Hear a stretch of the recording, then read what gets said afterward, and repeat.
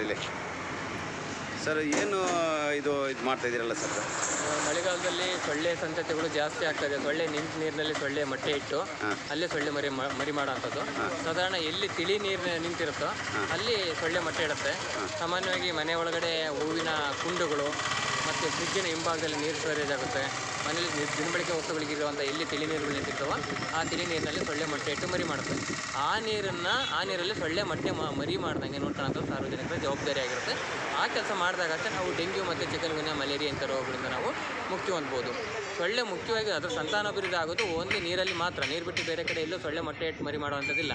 ಹಾಗಾಗಿ ನಾವು ಸಂತತಿಯ ಹಂತದಲ್ಲಿ ನಾವು ಸೊಳ್ಳೆನ ನಿಯಂತ್ರಣ ಮಾಡಿದರೆ ಈ ಡೆಂಗ್ಯೂ ಚಿಕನ್ಗುನ್ಯಾ ಮಲೇರಿಯಾ ರೋಗಗಳಿಂದ ನಾವು ಮುಕ್ತಿ ಹೊಂದ್ಬೋದು. ಹಾಗಾಗಿ ನಾವು ಈ ಪ್ರತಿನಿತ್ಯನೂ ಸಹ ಜನರಲ್ಲಿ ಜಾಗೃತಿ ಮೂಡಿಸುವಂಥ ಕೆಲಸ ಮಾಡ್ತಾಯಿದ್ವಿ ಆರೋಗ್ಯ ಮತ್ತು ಕುಟುಂಬ ಕಲ್ಯಾಣ ಇಲಾಖೆಯಿಂದ. ಅದೇ ರೀತಿ ಉಚಿತ ಚಿಕಿತ್ಸೆನೂ ನೀಡ್ತಾಯಿದ್ವಿ ನಮ್ಮ ಆರೋಗ್ಯ ಇಲಾಖೆಯಿಂದ. ಅದು ಚಿಕಿತ್ಸೆಯನ್ನು ನೀಡುವಾಗ ಡೆಂಗ್ಯೂಗೆ ನಿರ್ದಿಷ್ಟವಾದ ಚಿಕಿತ್ಸೆ ಯಾವುದೂ ಇರ್ತದೆ ಅಂತಿಲ್ಲ. ಅಲ್ಲಿ ರೋಗ ಲಕ್ಷಣಗಳಿಗೆ ಆಧರಿಸಿ ನಮ್ಮ ವೈದ್ಯಾಧಿಕಾರಿಗಳು ತಪಾಸಣೆ ಮಾಡಿ ಚಿಕಿತ್ಸೆ ಕೊಡ್ತಾರೆ. ಆ ಚಿಕಿತ್ಸೆ ಹೋಗುವ ಹಂತಕ್ಕಿಂತ ಮೊದಲನೇದಾಗಿ ನಾವು ನಿಯಂತ್ರಣ ಮಾಡ್ಬೋದಾಗಿ ನಮ್ಮಲ್ಲಿ ಅಂದರೆ ಸೊಳ್ಳೆ ಉತ್ಪತ್ತಿ ತಾಣನ ನಾವು ನಾಶ ಮಾಡೋದ್ರೊಂದಿಗೆ ನಾವು ಸೊಳ್ಳೆಯ ಸಂತತಿನ ನಾವು ನಿಯಂತ್ರಣ ಮಾಡ್ಬೋದು. ನಾನು ಇಲ್ಲಿ ಆರೋಗ್ಯ ಇಲಾಖೆಯ ಆರೋಗ್ಯ ನಿರೀಕ್ಷಣಾಧಿಕಾರಿಯಾಗಿ ಕೆಲಸ ಮಾಡ್ತಾ ಇದ್ದೀನಿ ಮೂಡಿಗೆರೆ ತಾಲೂಕಿನಲ್ಲಿ.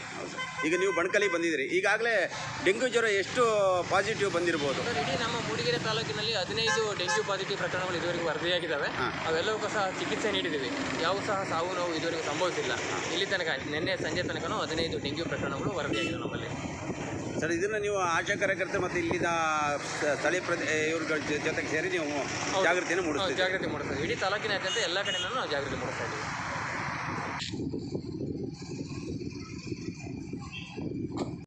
ನೀರು ಬೀಳ್ದಿದ್ದಂಗೆ ಇರಬೇಕು ಅಂತ ಹೇಳೋದು ಟೈರ್ನ.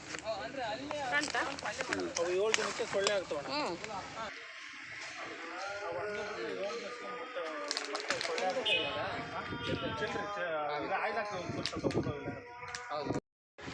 ಹತ್ರದಿಂದ ತೆಗೆದು ಒಳಗಡೆ ಒದ್ದಾಡ್ತಿದೆ ಉಂಟಲ್ಲ ಅದೇ. ಸಿಸ್ಟರ್ ತೋರಿಸಿ ಒಂಚೂರು. ಸಿಸ್ಟರ್ ಬನ್ನಿ ಸಿಸ್ಟರ್, ಸಾಹೇಬ್ರು ಫೋನ್ ಮಾಡ್ತಾರೆ.